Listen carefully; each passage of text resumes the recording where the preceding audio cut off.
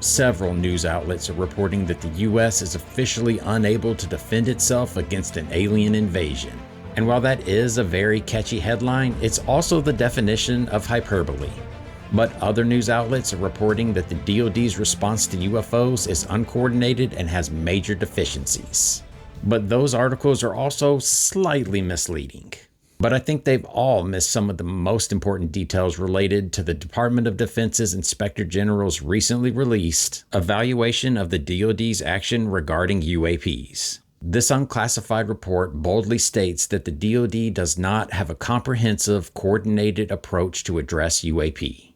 It then goes on to call out the DoD and AARO for largely excluding the Geographic Combatant Command in the UAP process. And the involvement of the GCOs in the UAP process is significant for a few reasons. Firstly, these 6 GCOs are responsible for detecting, deterring, and preventing threats in its territories, possessions, and bases all over the globe. Their involvement could drastically change the look of the heat map of UAP reports that AARO has presented in the past.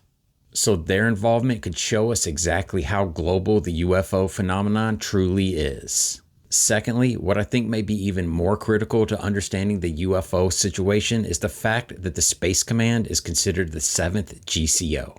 Because the Space Command basically has a God's eye view of the Earth thanks to their satellite systems. And don't forget that former DNI John Ratcliffe has publicly stated that the US has satellite imagery of UAPs, which I think is a game changer. So ask yourself, why have these GCOs largely been excluded from the DoD's development of UAP policies and procedures?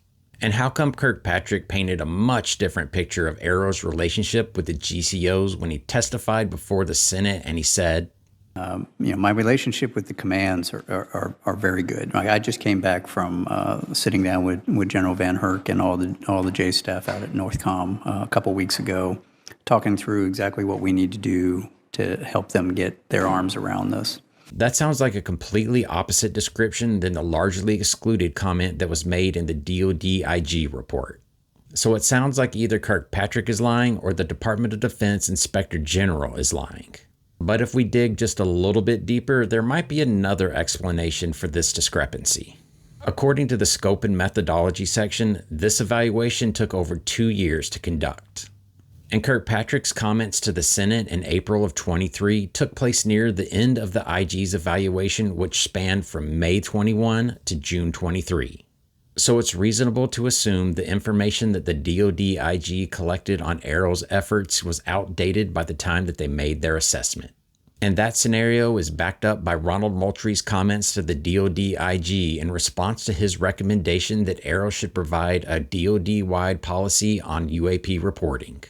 And Undersecretary Moultrie noted that the findings that informed the recommendation appear to be based on observations that largely predate the establishment of AARO. Moultrie then informed the DOD IG that AARO was currently in the process of creating the exact policy that he was recommending. So I think it's safe to say that these news headlines are misleading because they're based on a report that's based on outdated information.